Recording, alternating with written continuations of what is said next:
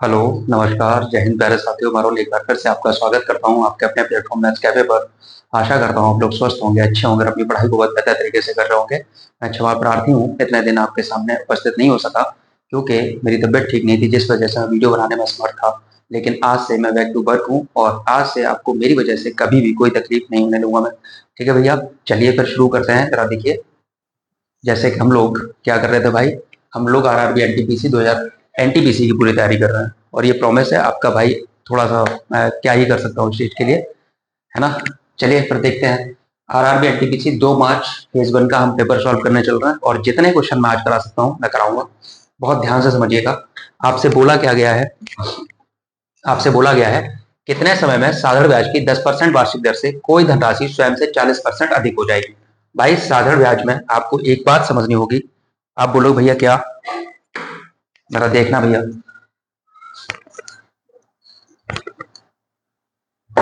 आपको इतना सा समझना है कि साधारण ब्याज क्या होता है, सिंपल इंटरेस्ट। देखो बच्चे क्या होता है, आपको पता है सर एसआई में होता क्या है। आप बोलेंगे एक इसमें मूलधन होता है, जिसे हम लोग बोलते हैं मूलधन, जैसे हम लोग बोलते हैं प्रिंसिपल। एक होती है रेट ऑफ इंटरेस्ट, ठीक है, एक होती है रेट ऑफ इंटरेस्ट, एक होता है समय और एक होता है आपका ब्याज, इसे ऐसा ही बोल सकते हैं। और एक होता है आपका मिश्र धन। ठीक है भैया, एक होता है क्या, मिश्र धन होता है भैया। इतनी बात क्लियर है। अब जरा ध्यान समझना, हमेशा जो आपका मूलधन होता है वो 100% होता है। मूलधन 100% होता है। मैं आपको पढ़ाने चल रहा हूँ, अगला टॉपिक परसेंटेज पढ़ाऊंगा, topic by percentage profit loss CI SI सब पढ़ाऊंगा, ध्यान समझते रहना आप। और आज से अब आपको कोई भी क्लासेस का गोल नहीं रहेगा। ठीक है भैया, जरा ध्यान समझो। मूलधन 100% था, उसने कहा 10% वार्षिक दर से 40% अधिक हो जाने का मतलब जो मूलधन से कितने परसेंट अधिक हो जाएगी, 40%, मतलब आपको 40% ब्याज चाहिए। और कह रहा है कितने समय में, तो समय की कोई बात ही नहीं, टेंशन ही नहीं है। आपको 10% ब्याज चाहिए एक साल में, तो यहाँ कितना समय चाहिए हमें। देखो भाई 40% एक्स्ट्रा चाहिए ना, तो अगर 40% मुझे एक्स्ट्रा चाहिए तो 40% के लिए 10 का भाग कर लो। तो कुछ नहीं करना था, आप बोलेंगे सर कितने वर्ष लगेंगे, 4 वर्ष लगेंगे। वैसे ही ये धन जो है अपने आप का कितने परसेंट हो जाएगा, 140% हो जाएगा, मतलब 40% अधिक हो जाएगा। आपको डायरेक्ट नहीं समझ में आ रहा है, ये तो है ही तरीका। दूसरा, अगर आपको बोल रहा है वो समझने का प्रयास करना, 40% अधिक हो जाए मतलब ये मूलधन 100 रुपए था और मिश्र धन 140 हो जाए। समय पूछा है तो आप ऐसा ही बराबर फॉर्मूला लगा के तब भी कर सकते थे, P into R into T upon में 100 है। अब आप बोलोगे सर मिश्र धन जो है 140 है, मूलधन 110 है, मतलब 100 है। तो आप बोलेंगे सर ऐसा ही 40 रुपए मिल रहा है, मूलधन 100 रुपए है, रेट ऑफ इंटरेस्ट हमें पता है 10 है, टाइम बता करना है, बटे में 100 कर लो। कोई दिक्कत है क्या, कोई दिक्कत नहीं। देखो इसे काट डालो, जीरो से जीरो कटेगा, जीरो से जीरो कटेगा, एक जीरो से जीरो कट जाएगा। तो आप बोलेंगे टाइम भैया जी कितना आ जाएगा, 4 वर्ष आ जाएगा। टाइम कितने वर्ष आ जाएगा, 4 वर्ष आ जाएगा। मैंने लाइटिंग की व्यवस्था बढ़िया करने की कोशिश की है, देखो उम्मीद आपको आज क्लास में मजा आएगा। चलिए दूसरे प्रश्न को हम जल्दी जल्दी करते हैं। मुझे लगेगा तो मैं लिख दूंगा, नहीं लगेगा तो मेरे साथ बने रहिए, कॉपी पेन लेके बैठिए। ठीक है, हम तो जानते हैं आपको ऐसे ही पढ़ा सकते हैं, ऑफलाइन वाला मजा आएगा, ये प्रॉमिस है। अगला प्रश्न जरा देखो जरा, ये कह रहा है, मैं बोलता चल रहा हूं आप लोग लिखेंगे भी। ये कह रहा है 50 छात्रों का जो एवरेज था वो 40 था। देखो जरा क्या बोला है, 50 छात्रों का जो औसत है, जो एवरेज है वो 40 है। ठीक है, फिर कह रहा है बाद में पता चला, बाद में पता चला, बाद में पता चला एक प्राप्तांक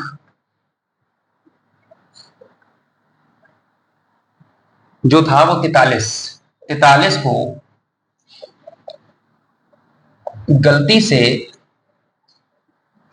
23 पढ़ा गया। तो सही औसत बताना है, सही एवरेज आपने बताना था। प्रश्न को उम्मीद है आप समझ जाएंगे, वापस से समझ लो, मैं 1 मिनट में समझा देता हूं। क्वेश्चन बोला कि 50 छात्रों का जो एवरेज था वो 40 था। फिर बोला बाद में पता चला कि एक प्राप्तांक 43 जो था उसको गलती से भैया तुमने 23 पढ़ लिया है। तो बताओ सही एवरेज क्या होगा, सही माध्य क्या होगा, सही औसत क्या होगा, ये आपने बताना था। आप बोलोगे भैया एवरेज का मतलब क्या होता है, पहले समझाओ। तो मैं आपको समझाने का प्रयास करता हूं भाई। औसत का मतलब होता है सभी को बराबर कर देना। एक एवरेज ऐसा टॉपिक है जो सब में बराबर बराबर बांट देता है चीजों को। तो आप बोलेंगे, अगर मैं इस प्रश्न को पूरा लेंथी करता हूं कंसेप्ट के साथ, तो ऐसे करेंगे 50 छात्रों का योग, ऐसे समझो जरा, 50 छात्रों का जो योग निकालोगे सर, योग बराबर कैसे निकालते हैं, औसत गुणा पदों की संख्या, एवरेज इंटू, है ना, average into number of terms, है ना। तो यहाँ पे देखो 50 छात्र है, 50, इनका एवरेज है 40, तो आप बोलेंगे टोटल कितना हो जाएगा सर, 2000 हो जाएगा। कितना हो जाएगा, 2000 हो जाएगा सर। अब आपसे बोला इनका टोटल 2000 था, चलो भैया 2000 था टोटल, 2000 में तुमने 43 को 23 पढ़ लिया, मतलब तुमने 23 जोड़ दिया, तो 23 को इसमें से माइनस करोगे, क्योंकि 23 एवरेज का मतलब क्या होता है, औसत का मतलब पदों का योग बटे पदों की संख्या। तो 50 छात्रों का जो भी टोटल आया होगा आपने जोड़ा होगा, तो आप बोलेंगे 2000 में 23 माइनस कर लो, 10 में से 3 गए 7 बचे, 9 में से 2 गए तो भी 7 बचे, यहाँ 9 बचे, यहाँ 1 बचा। भैया ठीक है, ये बात समझ में आ गई। आपने 23 जो पढ़ा था वो हटा दिया 23, अब आपको सही वाला जोड़ना है, मतलब 43 जोड़ना है, तो आप 43 इसमें जोड़ दीजिए। तो 43 जोड़ेंगे तो 7 और 3 10 की बिंदी हासिल 1, 8 और 4 12 की 2 हासिल 1, 9 और 1 10 की बिंदी हासिल 1 और 1 2, 2020 हो गया। अब आपने बोला सही औसत बताओ, औसत बराबर क्या होता है, एवरेज बराबर होता है, आप बोलेंगे पदों का योग बटे पदों की संख्या। तो आप बोलेंगे भैया योग जो था वो 2020 था, पद कितने हैं सर, 50 हैं, 0 से 0 कट जाएगा, काटोगे तो आप बोलोगे 5 चौके 20, 2 बचा, भाग जाएगा नहीं, भाग टूटेगी बिंदी, फिर पॉइंट लगा के 5 चौके 20, तो कितना हो जाएगा, 40.4 हो जाएगा। कितना हो जाएगा भाई, 40.5 चौके 20 ही होना चाहिए। मैंने कहीं गलत कर दिया है, 5 चौके 20, 43 को गलती से 23 पढ़ा गया तुमने, 23 20 कम जोड़ा है, 2000 में 2020 हो गया। 1 मिनट लगेगा बच्चा, कहीं गलती हो रही है क्या, या क्वेश्चन में ही गलत है, देख लेता हूं।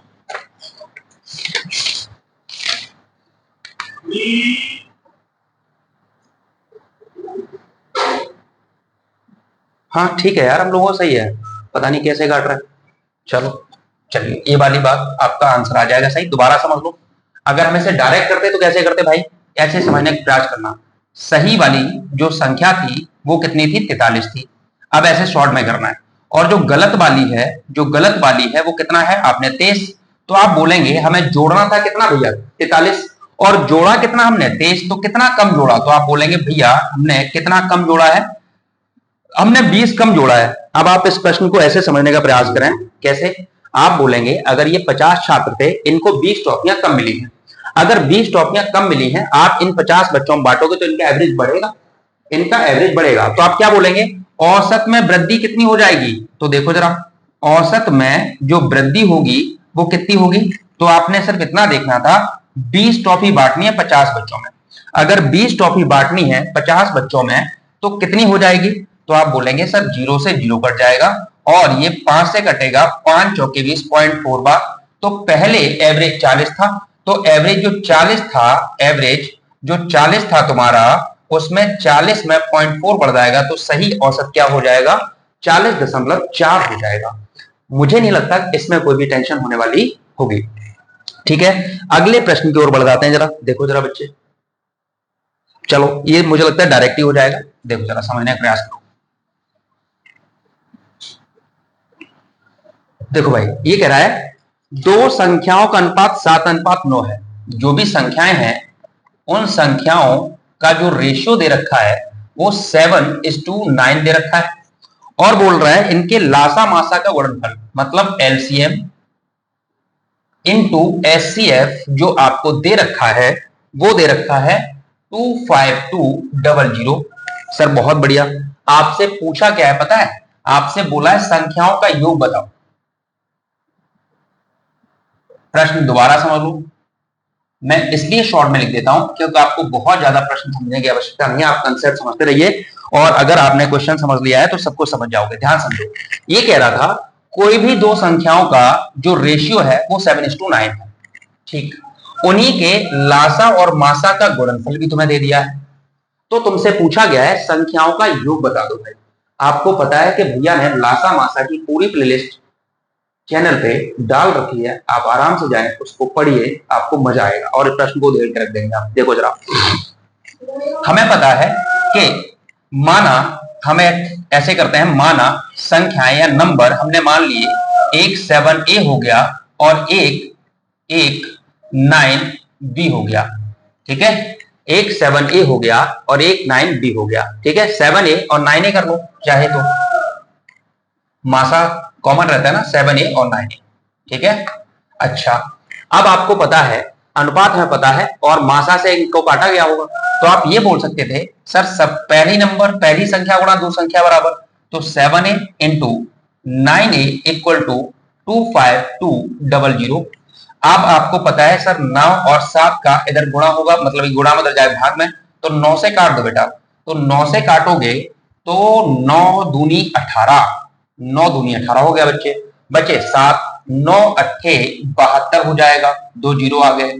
7 से काटोगे सर 7 चौके 28, 400 हो गया। ए स्क्वायर की वैल्यू 400 आ गई, तो ए की वैल्यू सर रूट में 400 आएगी, स्क्वायर लगेगा भैया, रूट उधर हो जाएगा ना भाई, स्क्वायर उधर जाएगा, तो ए की जो वैल्यू है वो कितनी आ गई सर 20 आ गई है। अगर ए की वैल्यू 20 आ गई है तो तुमसे बोला संख्याओं का योग, तो सर योग कितना होगा, सर योग होगा 7a प्लस 9a, मतलब 9 सा 16a और 16 इंटू ए की वैल्यू तुम्हारी 20 निकल आई है, तो 16 दूनी 32, 320 आंसर हो जाएगा। उम्मीद है ये आपको प्रश्न समझ में आ गया होगा, इसमें कुछ था नहीं, ऐसी कोई कंडीशन नहीं थी जो आप ना कर पाए, बहुत अच्छी बात है। सर आगे चलते हैं, बिल्कुल चलते हैं, देखो जरा अगले क्वेश्चन को समझने का प्रयास करना भाई, कॉपी पेन लेके बैठा करो मेरी क्लास में भाई, आपसे हम्बली रिक्वेस्ट कर रहा हूं मैं।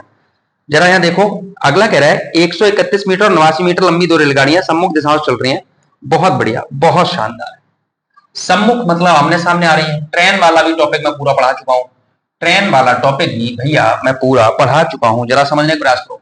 ये कह रहा है 131 मीटर लंबी रेलगाड़ी है और एक 89 मीटर लंबी रेलगाड़ी है और इनकी चाल क्रम से 42 किलोमीटर प्रति घंटा है और एक की चाल 30 किलोमीटर प्रति घंटा है, 30 किलोमीटर प्रति घंटा है, सम्मुख दिशाओं से आ रही हैं, तो कह रहे हैं एक दूसरे को पार करने में कितना समय लेगी। मैंने आपको बता रखा है, जब दो ट्रेन, जब दो रेल एक दूसरे के सामने से आती हैं तो उनकी चालें और उनकी लंबाइयां दोनों जुड़ जाती हैं। ट्रेन टाइम एंड डिस्टेंस पूरा प्लेलिस्ट बनी हुई है, प्लीज जाके देखिए, आराम से मजे कीजिए। देखो जरा, आप बोलोगे भैया इन दोनों की लंबाई जुड़ेंगी, तो समय एक दूसरे को पार करने में समय बराबर फॉर्मूला क्या होता है, दूरी बटे में चाल, चालें में जुड़ेंगी। तो पहले दूरी जोड़ दो, 9 और 1 10 की बिंदी हासिल 1, 9 और 3 12 की 2 हासिल 1 और 1 2, 220 हो गया भैया। ये जोड़ोगे तो 42 और 30 हो गए सर 72, 72 ये किलोमीटर प्रति घंटे में, तो 5/18 का गुणा करेंगे मीटर पर सेकंड में चेंज करने के लिए, बिल्कुल करेंगे सर।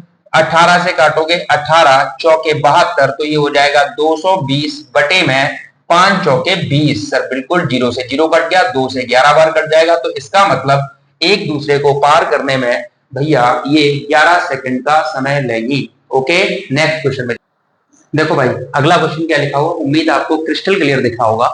लिखा है 151, 153, 158, ये जो डिजिट दे रखे हैं इनकी माध्यिका ज्ञात करनी है। सर मीडियन कैसे फाइंड करते हैं, पहले ये गिनो कि ये संख्याएं सम है कि विषम है, इनकी काउंटिंग, तो 1 2 3 4 5 6 7 8 9 10, टोटल 10 संख्याएं हैं तुम्हारे पास। टोटल कितनी संख्या है, 10, और 10 है तो सम है, 10 है तो सम, और अगर सम है तो इन्हें आरोही या अवरोही क्रम में लिखते हैं, आरोही या अवरोही क्रम में लिखते हैं, कंसेप्ट के साथ समझो। तो हमने कहा इनको लिख लेते हैं आरोही क्रम में, ठीक है। तो आपने कहा सबसे छोटी, अगर इसमें काउंट करेंगे, देखो जरा, आप बोलेंगे सर सबसे छोटी कितनी होगी, 1 मिनट दो भैया, आराम से समझने का प्रयास करना। सबसे छोटी आप बोलेंगे 140 है, तो 140 लिख लो। 140 से बड़ी कौन सी है सर, 140 से बड़ी 150 है, 150, 150, फिर 151 में लिख देता हूं आरोही क्रम में, आप लोग देखते रहे, फिर 151, 153 एक बार आ गई है, फिर 153 दो बार है, 153 है, 153 से बड़ा कौन सा हो जाएगा, 153 से बड़ा 158 होगा, ठीक है। 158, 158 एक बार यहां में, एक बार यहां पे, दो बार है, तो 158 आएगा। फिर कितना आएगा, 1 2 3 4 5 6 7 8 हो गई, दो और बची हैं, कौन सी बची भाई, 165 बची होगी और 170 बची है। ये हमने लगा दिया, ये हमने लगा लिया इनको आरोही क्रम में। कैसे क्रम में लगाया है? आरोही क्रम में। अब चाहे आरोही लगाओ या अवरोही में भी लगा सकते थे, उससे कोई फर्क नहीं पड़ता है। अब देखो, सम संख्याओं की जो माध्यिका होती है, फॉर्मूला मैं लिख देता हूं, करना नहीं है। माध्यिका बराबर जो फॉर्मूला होता है वो होता है n/2 वामपद प्लस n/2 + 1 वामपद और बटे में 2 रहता है। सर इसका मतलब क्या हुआ? यहां n बराबर 10 है, टोटल नंबर ऑफ टर्म कितने हैं? 10 हैं। तो अगर 10 है, सम है, तो आप बोलेंगे n/2वां पद। तो आप ऐसे बोल सकते हैं सर ये 5वां पद हो जाएगा, और ये 5 और एक 6वां पद हो जाएगा। तो आप ये बोलेंगे सर ये 5वां पद हुआ और प्लस 6वां पद हुआ और बटे में 2 हुआ। बिल्कुल हुआ। आप बोलेंगे सर 5वां पद कौन सा है? तो 4 इधर से छोड़ दो, 4 इधर से छोड़ दो, तो ये 5वां हो गया, ये 6वां हो गया, दोनों 153 है। तो आप बोलेंगे सर 153 + 153 बटे में 2 करेंगे। 153 153 कितने हो जाएंगे सर? बताओ बेटा। तो आप बोलेंगे 15 दूनी 300, 306 हो जाएंगे। 306 बटे में 2, 2 से काटो, 2 एकम 2। मुझे लगता है इसका आंसर तो 153 ही आ जाएगा। तो आप बोलेंगे इसकी माध्यिका कितनी हो जाएगी? 153 ही हो जाएगी। कोई दिक्कत वाली बात यहां नहीं थी। समझ आ गया है? चलिए बहुत बढ़िया, अगले क्वेश्चन पे चलते हैं। देखो बच्चे, ये क्वेश्चन लगा हुआ है, ये तो एकदम हलवा क्वेश्चन है। मेरी बात ध्यान से सुनना। जब भी ऐसा प्रश्न आए तो जो नंबर है तो उसके प्राइम ऐसे कर लो, सहभाज्य गुणनखंड कर लो। सहभाज्य गुणनखंड का मतलब 7 8 56, 7 और 8 सहभाज्य हो गए। और बस इतना समझना था, अगर बीच में प्लस लगा है तो बड़ी वाली संख्या आंसर होगी, और माइनस लगा होता तो छोटी वाली संख्या आपकी क्या हो जाएगी? आंसर हो जाएगी। तो इसको मुझे लगता है ऐसे समझ लो। बाकी मैं आपको जब समझाऊंगा, पूरा सिंप्लीफिकेशन पढ़ाऊंगा, तो आपको बहुत बेहतर पूरा कंसेप्ट के साथ बता दूंगा। करना ये होता है, ये इनफाइनाइट तक जा रहा है, मान लो डॉट डॉट तक जा रहा है। इसे x बराबर हम मान लेते थे, मैं समझा रहा हूं थोड़ा सा। 56 प्लस रूट में 56 प्लस रूट में ऐसे चल ही रहा है, डॉट डॉट डॉट मान लो। अब दोनों तरफ स्क्वायर करेंगे तो हो जाएगा x स्क्वायर, एक रूट खत्म हो जाएगा, हो जाएगा 56 प्लस रूट में ये चल रहा है 56 प्लस रूट में 56, बिल्कुल चल रहा है भैया। तो ये हो जाएगा, देखो मेरे बच्चे, x स्क्वायर बराबर ये 56, और इसकी वैल्यू पूरी कितनी है सर? x है। समझा दे रहा हूं, करना। आप बोलेंगे सर ये एक्स स्क्वायर है, इसको सबको इधर ले आओ, तो माइनस का एक्स माइनस के 56 बराबर के 0 हो जाएंगे। अब ये क्वाड्रेटिक इक्वेशन बन गई है, द्विघात समीकरण बन गए हैं। जब इसे सॉल्व करते हैं तो 56 को ही तोड़ते हैं, तो इसमें से माइनस वाला जब प्लस वाला होता है तो आपका बड़ा वाला आंसर आ जाता है। एक्स की वैल्यू हमेशा पॉजिटिव लेते हैं तो आपका आंसर 8 आ जाएगा, और जब माइनस होगा तो छोटी वाली वैल्यू लेंगे तो आपका आंसर 7 आ जाएगा। और कोई इसमें वो ट्रिक नहीं है कि उसमें कुछ बोल दिया है, ये पूरा सॉल्व करते हैं तभी आता है। बात क्लियर हुई? उम्मीद है क्लियर हुई होगी। चलिए भाई अगले क्वेश्चन को चलते हैं। ये तो हलवा था, मुझे लगता है सभी बच्चों को आता ही होगा। ठीक है, अगला प्रश्न देखो जरा। अच्छा ये देखो जरा, ये कह रहा है पी और क्यू मिलकर एक खेत को 9 दिन में काट देते हैं। देखो जरा, टाइम एंड वर्क पूरा पढ़ा है। पी और क्यू किसी काम को 9 दिन में कर रहे हैं, ठीक है सर। इसके बाद क्या बोला है? फिर बोला है क्यू और आर मिलकर इसे 12 दिन में काटते हैं। क्यू और आर है, एक क्यू है, ये आर है, इसे 12 दिन में कर रहे हैं। फिर क्या कह रहा है? और पी और आर, P प्लस आर इस काम को कितने दिन में कर रहे हैं? P प्लस आर इसे 18 दिन में काट सकते हैं, 18 दिन में काट सकते हैं। अब यहां समझने का प्रयास करना। उसने कहा है तीनों मिलकर पूरा कार्य कितने दिन में करेंगे। तीनों मिलकर पूछा है, कुछ वाली बात नहीं है, टेंशन वाली। मैंने टाइमर पर पढ़ा है, आप तीनों का क्या ले लेंगे? लासा ले लेंगे। सर कितना आंसर आ जाएगा लासा? 36 आ जाएगा। ये हमने टोटल वर्क मान लिया। अगर 36 को हमने टोटल वर्क माना हुआ है तो आप बोलेंगे 9 का भाग करेंगे भैया, कितने बार जाएगा? 9 चौके 36। 12 का भाग करेंगे सर 3 बार जाएगा, 12 तिया 36। 18 का भाग करेंगे भैया 2 बार जाएगा, 18 दूनी 36। यहाँ देखो 2 बार क्यू है, 2 बार आर है, 2 बार पी है, सब डबल डबल है, तो इधर भी जोड़ दो तो 2 कॉमन आ जाएंगे।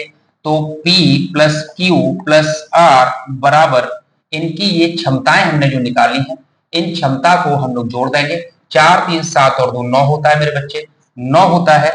तो P plus Q plus R की अगर क्षमता निकालें सिंगल सिंगल, 9/2 हो जाएगा। कितना हो जाएगा सर? 9/2 हो जाएगा। और अगर तीनों का समय पूछा है, मतलब 9/2 भी लिख सकते हो, 4.5 भी लिख सकते हो। आप बोलेंगे तीनों का समय, तो आप बोलेंगे मां साहब तीनों का जो समय रहेगा वो कितना रहेगा? तो आप बोलेंगे 36 लड्डू खत्म करने हैं, और 9/2 की स्पीड से 2 ऊपर चला जाएगा, 9 चौके 36 हो जाएगा, 2 ऊपर जाएगा तो 4 दूनी कितने दिन लगेंगे सर? 8 दिन लगेंगे। ऐसे बहुत सारे बहुत सारे हम लोगों ने प्रश्न कर रखे हैं, आप आराम से इस प्रश्न को कर सकते हैं। कोई दिक्कत है बच्चे? कोई दिक्कत वाली बात यहां नहीं थी। अगले प्रश्न में चलते हैं। देखो बच्चे, प्रश्न क्या कह रहा है कि कोई भी दो संख्याएं हैं ए और बी, उनका गुणा करते हैं तो 10 आता है और जोड़ते हैं तो 29 आता है। जोड़ते हैं तो कितना आता है भैया? 29 आ रहा है। होल स्क्वायर मतलब स्क्वायर करके जोड़ते हैं तो, एक मिनट भाई, देखो क्या कह रहा है, माफी चाहते हैं, जरा देखो।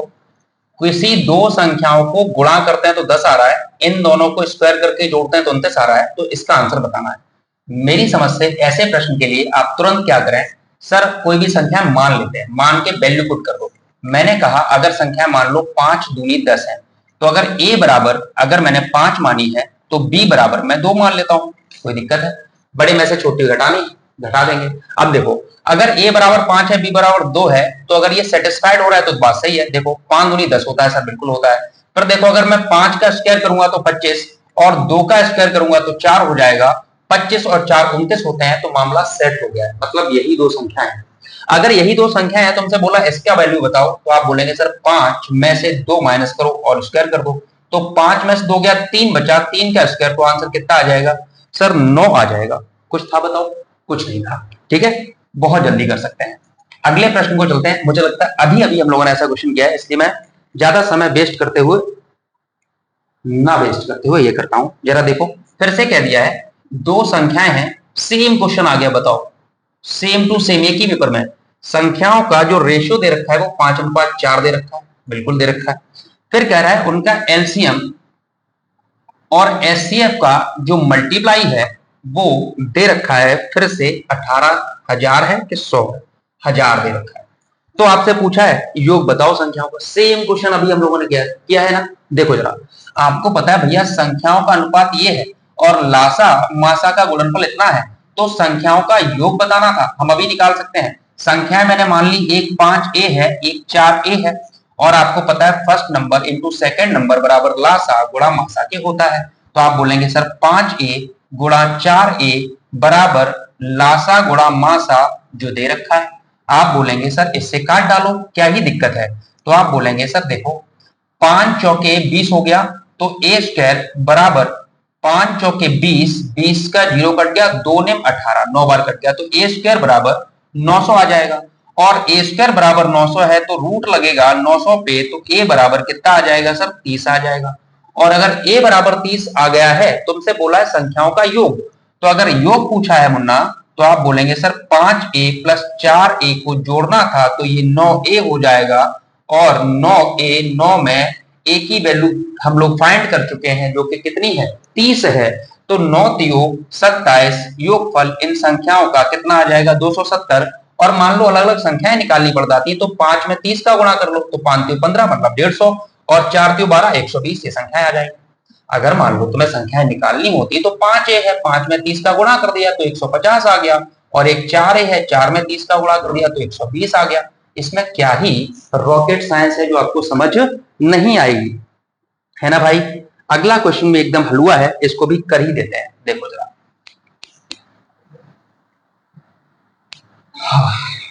आज इतने दिन बाद पढ़ा रहा हूँ, थकान सी फील कर रहा हूँ, तबियत ठीक नहीं थी। ये देखो, एक कॉलेज में 3600 छात्र हैं।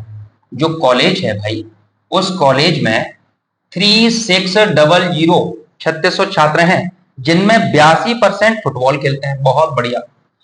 तो जो फुटबॉल खेल रहे हैं वो कितना खेल रहे हैं सर? फुटबॉल जो खेल रहे हैं वो 82% खेल रहे हैं। सर खेल लिए। फिर कह रहा है कबड्डी खेल रहे हैं, सर कबड्डी भी खिलाओ। सर कबड्डी खिला रहे हैं, कितने परसेंट? 7% कबड्डी खेल लिए। फिर कह रहा है 4 शतरंज खेल रहे हैं, तो शतरंज खेल रहे हैं, शतरंज वाले 4% हैं। और कह रहा है शेष क्रिकेट खेल रहे हैं, शेष जो है वो क्रिकेट खेलते हैं। तो बताओ क्रिकेट वाले कितने हैं? शेष क्रिकेट खेलते हैं, तो बताने हैं क्रिकेट वाले छात्र कितने हैं। बताओ, क्या इस क्वेश्चन में कुछ था? नहीं था। देखो सबको माइनस कर लो, 82 और 7, 89 और 4, 93% लोग जो हैं वो फुटबॉल कबड्डी शतरंज खेलते हैं। तो क्रिकेट वाले सर कितने हो गए? तो देखो भैया, क्रिकेट वाले हो गए 100%, टोटल छात्र होते हैं उसमें से 93% निकल गए, तो कितने बचे? 7% बचे। और 7% कॉलेज में, टोटल 3600 था। तो क्रिकेट वाले सर कितने हो जाएंगे, 3600 का 7% भैया निकाल दो, 2 जीरो से 2 जीरो खत्म हो गए, 7 42 की 2 हासिल 4, 7 21 और 4 25, मतलब 252 जो छात्र हैं मास्टर साहब वो क्या खेल रहे हैं, वो बैट बल्ला खेल रहे हैं, मतलब क्रिकेट खेल रहे हैं। ठीक है, चलिए बहुत शानदार। अगला क्वेश्चन भी देख ही लो आप लोग, क्यों मैं आपका समय बर्बाद करूं। जरा देखो जरा क्या बोल रहा है भैया, ये कह रहा है x प्लस 1/x बराबर 2 दे रखा है, तो तुमसे पूछ लिया है Munna x cube plus 1/x cube का मान कितना होगा। सर कोई दिक्कत है इसमें, सर कतई दिक्कत नहीं है हमें। कैसे, देखो जरा, अगर मुझे ये पूछा और ये दे रखा है तो तुम्हें इस फॉर्म से इस फॉर्म पे जाना है। तो आपको पता है सर यहाँ पावर 1 है, यहाँ पावर 3 है, तो आपको ये तो कंफर्म है कि सर क्यू करना पड़ेगा। क्या करना पड़ेगा, क्यू करना पड़ेगा। तो क्या होता है क्यू का फॉर्मूला, देखो जरा, आप बोलेंगे दोनों पक्षों का अगर घन करेंगे सर तो ये क्या होगा, क्यू करेंगे तो देखो जरा बच्चे, तो आप बोलेंगे sir A cube plus B cube plus 3 A B और इंटू मैं ए प्लस बी मतलब एक्स प्लस 1/x बराबर मैं 2 का क्यू कितना होता है सर, 8 होता है। कोई दिक्कत है, बताओ भाई, कहीं दिक्कत हुई, मैंने होल क्यू खोल दिया। अब आप बोलोगे सर हमें इसकी वैल्यू चाहिए थी, सर हाँ चाहिए थी, तो ये फालतू की चीज खत्म करो सर, ये x से x कट जाएगा, तो सर बचा x cube plus 1/x cube plus में इधर 3 है इंटू x प्लस 1/x की वैल्यू पहले से ही 2 दे रखी थी मुन्ना, और बराबर में कितना है सर 8 है। अब आप बोलोगे सर मास साहब x cube plus 1/x cube अगर मुझे निकालना था, ये प्लस में उधर जाएगा माइनस में, तो 8 में से 6 माइनस हो जाएंगे तो कितने बचेंगे सर, 2 ही बचेंगे। तो इसका आंसर भी कितना आएगा मास साहब, 2 ही आएगा। कितना आएगा, 2। कोई दिक्कत, कोई दिक्कत नहीं है सर, कतई दिक्कत नहीं है भाई, कतई दिक्कत नहीं है। ठीक है, चलिए बहुत बढ़िया, अगले क्वेश्चन को कर देते हैं जल्दी जल्दी।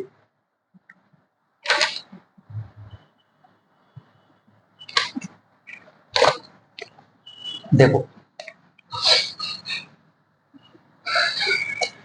प्रश्न समझना बेटा, क्या लिखा हुआ है, ये है 128,935 में 2 और 3 के स्थानीय मानों का अंतर, 2 और 3 के स्थानीय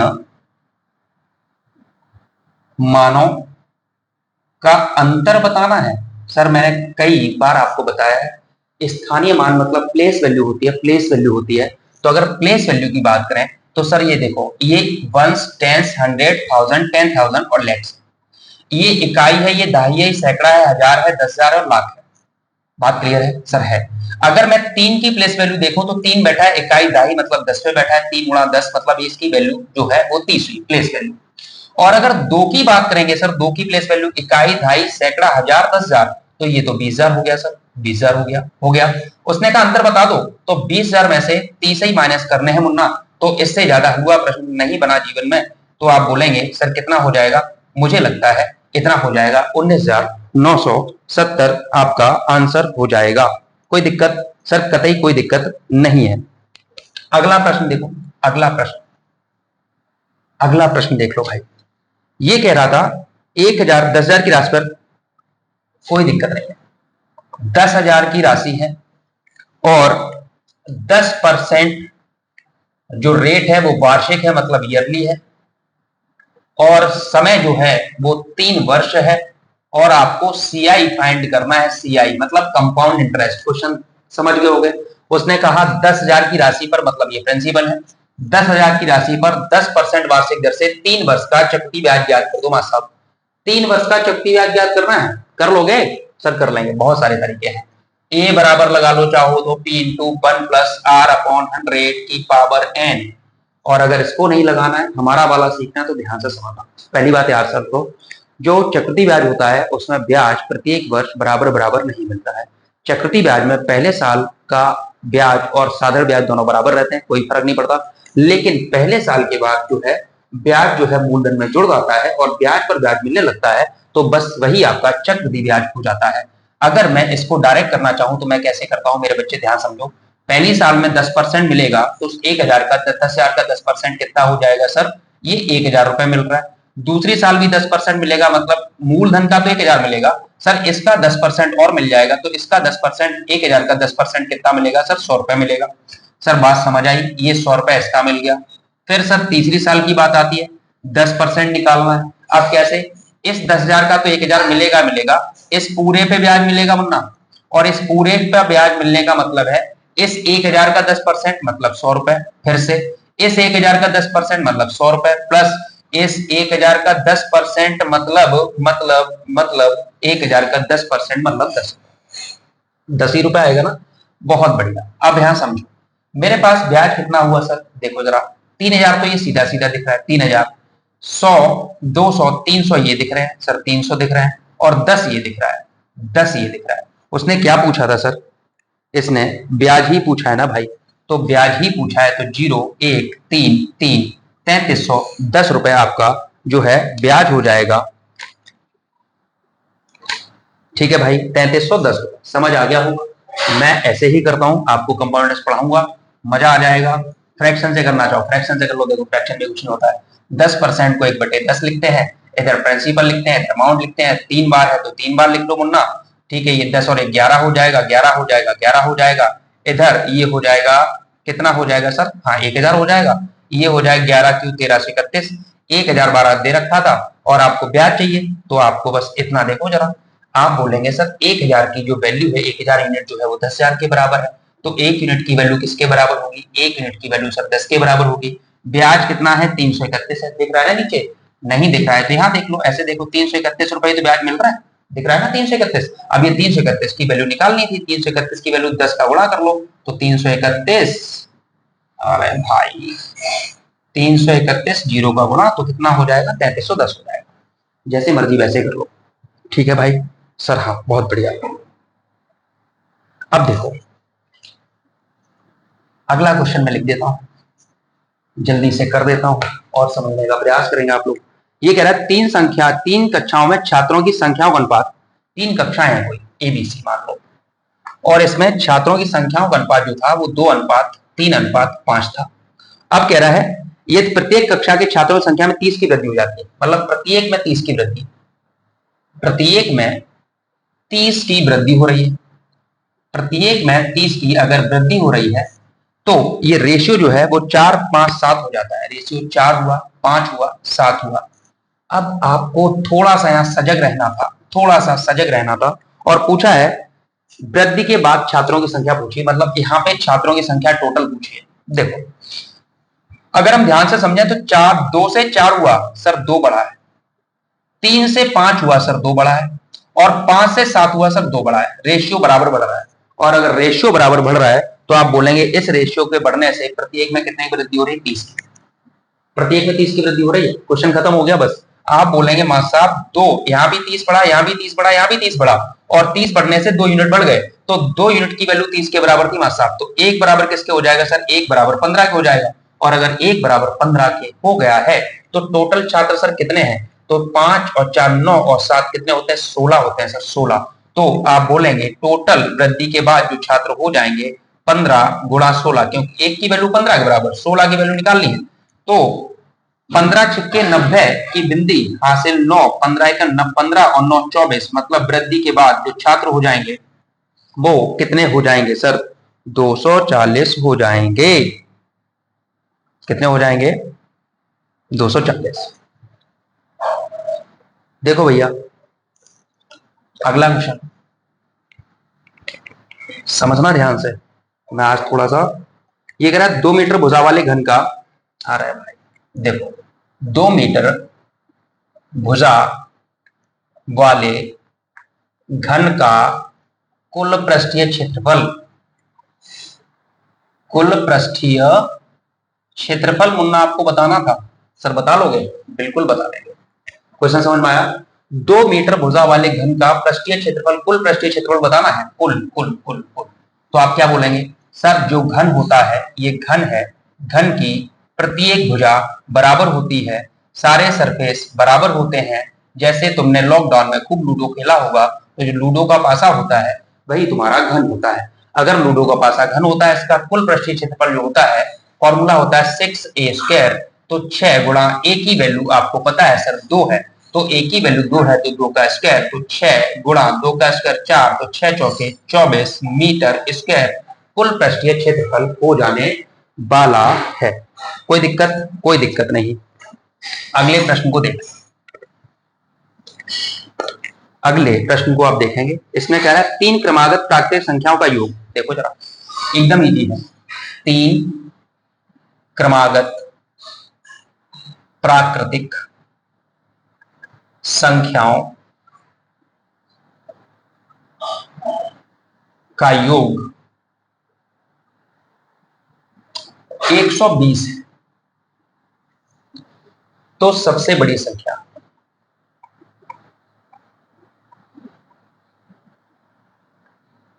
तो सबसे बड़ी संख्या आपने बतानी थी। प्रश्न समझ में आया? सर आ गया। 3 क्रमागत प्राकृतिक संख्याओं का योग 120 है, तो सबसे बड़ी संख्या आपने बतानी थी। आपको बस याद रखना होगा, एक कंसेप्ट में बता रहा हूं, एवरेज पढ़ाऊंगा तो बहुत बेहतर तरीके से समझाऊंगा, अभी फिलहाल के लिए इतना समझ लो। अगर जो प्राक संख्याएं होती हैं क्रमागत हैं, तो औसत हमेशा बीच वाली संख्या होती है। औसत हमेशा हमेशा बीच वाली संख्या होती है।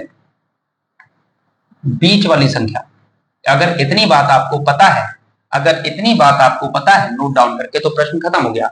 अगर मैं एवरेज निकालूं इसका, तो एवरेज आ जाएगा 120 है, और 3 संख्या है तो औसत 40 हुआ। पदों का योग बटे पदों की संख्या कर लेते हैं हम, बिल्कुल कर लेते हैं सर। अब अगर 1 2 3 नंबर थे, मुझे नहीं पता कौन सा नंबर है, भाड़ नाम दो, हमारे पास 3 नंबर है और 3 में बीच वाला मुझे पता चल गया 40 है, तो 40 के बाद मुन्ना क्या आएगा 41, और 40 से पहले क्या आएगा 39। तो आप बोलेंगे सर बड़ी संख्या पूछी थी, तो आपका आंसर कितना हो जाएगा सर? 41 हो जाएगा। कितना हो जाएगा? 41। तो उम्मीद करता हूं मेरे भाइयों, यहाँ तक क्लास आपको समझ आई होगी। इसके बचे हुए क्वेश्चन मैं अब आपको शाम को या कल करा पाऊंगा, क्योंकि अब शरीर अभी एकदम से साथ नहीं दे रहा है। तो आज के लिए क्षमा प्रार्थी हूँ। मुझे लगता है 7 8 10 15 क्वेश्चन जो भी हुए होंगे आपको समझ आएंगे, आप प्रयास करेंगे, प्रैक्टिस करेंगे, और आगे से आपको बिल्कुल भी परेशान नहीं होना पड़ेगा, इसका मेरा प्रॉमिस है। Thank you so much. Please video को सब्सक्राइब करिए, देख लीजिए, है ना भाई, चैनल को सब्सक्राइब कर लीजिए, वीडियो को बोल रहा हूँ मैं, और अपने दोस्तों के साथ शेयर करिए। आपका भाई आपके साथ है, आप लोग मेरा साथ दीजिए। Thank you so much. नमस्कार।